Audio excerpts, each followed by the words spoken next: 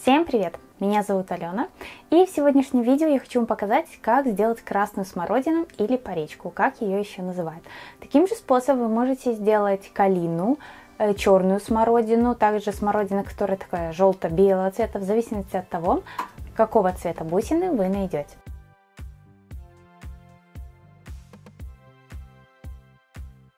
Если вы помните, в одной из посылок я вам показывала вот такие бусины. Мне их прислала одна моя подписчица, и знаете, почему-то, когда их увидела, сразу подумала, что надо из них делать смородину. Не знаю почему, может именно вот этот цвет, но они мне очень сильно понравились. По размеру они где-то 0,7-0,8 сантиметров. И знаете, было бы хорошо, если бы бусины были, конечно, разного размера. Поменьше и побольше. Но так как у меня бусины одного размера, будем исходить из этого. Делать будем все ягодки одинаково. И в работе я буду использовать ПВА-клей, так и глу. Можно использовать горячий клей, но он дает утолщение, поэтому лучше используйте самый простой ПВА. Я уже тут попробовала, сделала одну маленькую веточку ягодок и заготовила большое количество самих ягод. И, конечно, они у меня получаются одного тона, но настоящая смородина немножко прозрачная, поэтому вы можете подбирать бусины, которые найдете в магазине.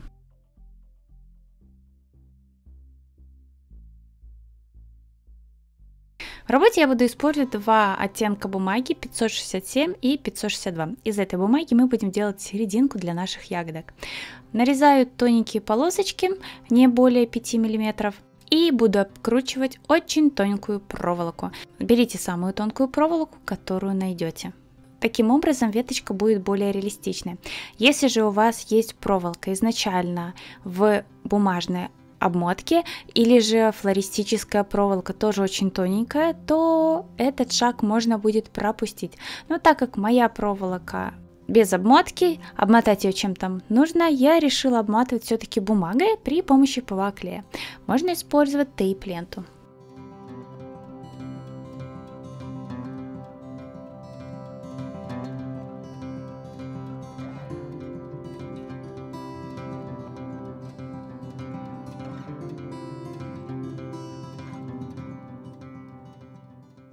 Разрезаю на небольшие кусочки, они у меня получаются где-то 5-6 сантиметров.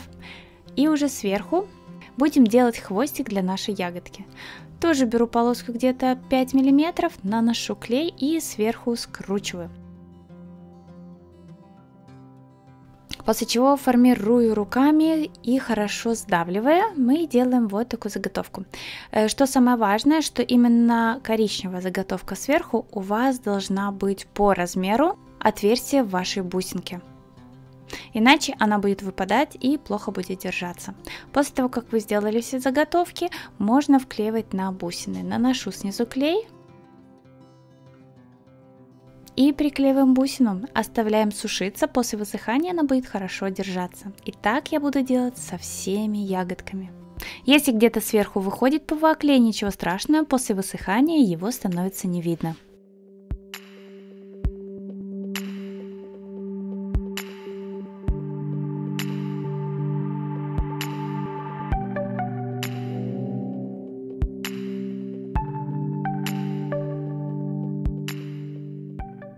После того, как все ягодки высохли, нам надо будет их собирать в одну небольшую гроздь. Количество ягод тоже может быть совершенно любое. Тут уже смотрите, какую вы хотите гроздь, большую или поменьше. Я делала все 3 грозди немножко разного по размеру. И соединять их буду тоже при помощи той же самой бумаги.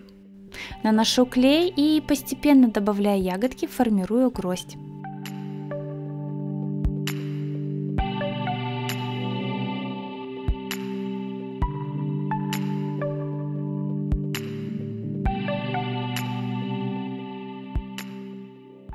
Если вы поменяете расположение своих ягод, не так, как сейчас делаю я, а все ягодки на одном уровне, у вас получится веточка ягод калины.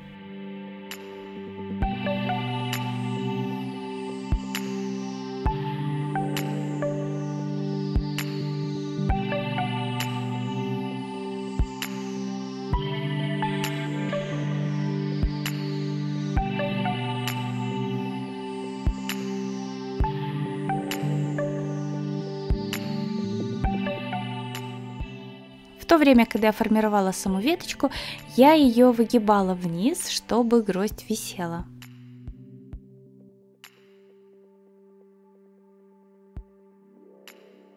Если бы у нас были ягодки разных размеров, то изначально я бы закрепляла ягодки маленькие, а затем ягодки побольше. И в таком случае ягоды выглядели бы очень реалистично. Для своей будущей композиции я сделала 3 таких веточки, которые в дальнейшем соединю в одну.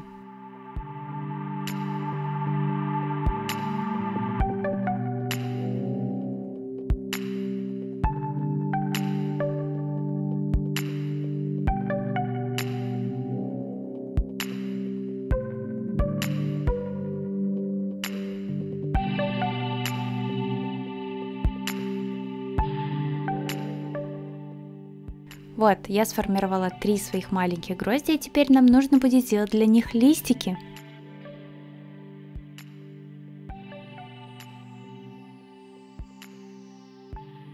Первое, что я сделала, я на принтере распечатала форму листа смородины.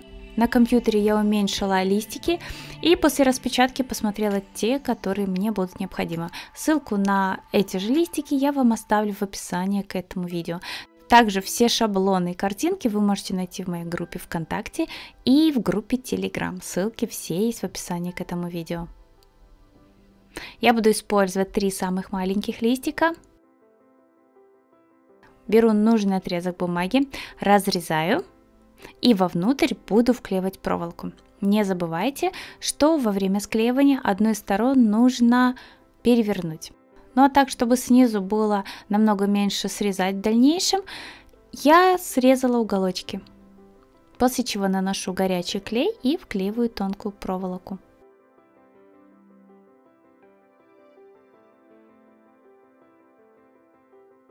Прикладываю листик и вырезаю. Все, что нам останется, затейпировать ножку и немножко его выгнуть. Таким образом, для своей веточки я сделала листики разного размера.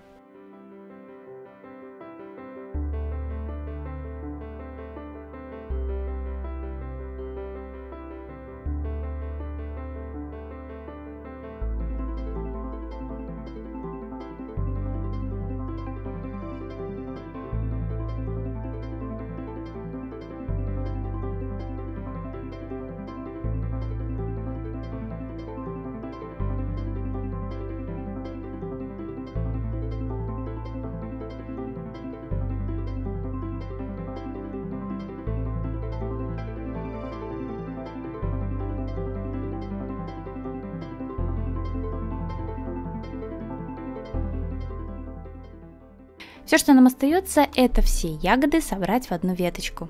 Я беру бумагу под номером 568, можно в принципе брать коричневый цвет и чуть темнее, чуть светлее, это не принципиально. Тоже наношу клей и буду постепенно все соединять. Тут я уже просто к листику добавляла ягодки, затем листики побольше, сверху своей веточки я старалась добавить маленькие листики, но снизу листья побольше. Таким образом я сделала 2 веточки, которые в дальнейшем соединила в одну.